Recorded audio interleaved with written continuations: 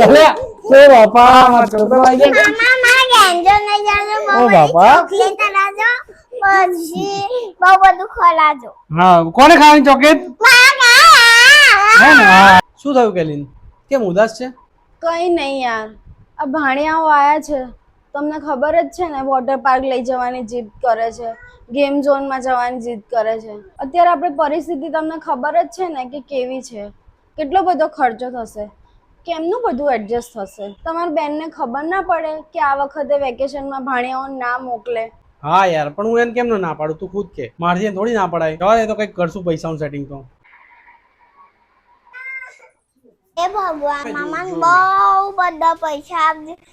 એમના જો પૈસા નહીં હોય તો અમે કોના ઘરે વેકેશન કરવા જશું કઈ ગેમ જોવા વોટર પાર્ક કેમ ના જશું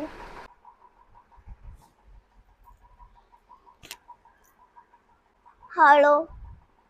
મમ્મી મારી પીકી બેન ને લેતી આવજે મામા જો પૈસા નહીં એટલે હું એમને છે ને આ પીકી બેનમાંથી થોડાક પૈસા આપીશ તો અમે બધા છે ને ફરવા જશું એટલે પીકી બેન લેતી આવજે મામા શબ્દ જ્યારે કાને પડે ને એટલે બધાને પોતાનું બાળપણ યાદ આવી જાય બાળકને જો પહેલું ગમતું ફરવાનું કોઈ સ્થળ હોય ને તો એ મામાનું ઘર હોય છે આખું વર્ષ બાળક વેકેશનની રાહ જોતું હોય કે ક્યારે વેકેશન પડે અને મામાના ઘરે જઈએ હલો હા યજ્ઞેશજી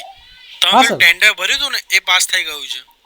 ઓકે એવું અને જો એ ઘેર પણ બાળકને તિરસ્કાર મળશે તો બાળકો ક્યાં જશે ભાણિયાઓ જ્યારે મામાને ઘરે આવતા હોય છે ને ત્યારે ખાલી હાથે નહીં પણ પોતાનું કિસ્મત લઈને આવતા હોય છે અને જે ઘેર ભાણિયા ખુશ થઈને જાય ને એ ઘેર ક્યારેય ખાધે ખોટ નથી પડતી જો આ વિડીયો ગમ્યો હોય તો ભાણિયાઓ માટે એકવાર શેર જરૂર કરજો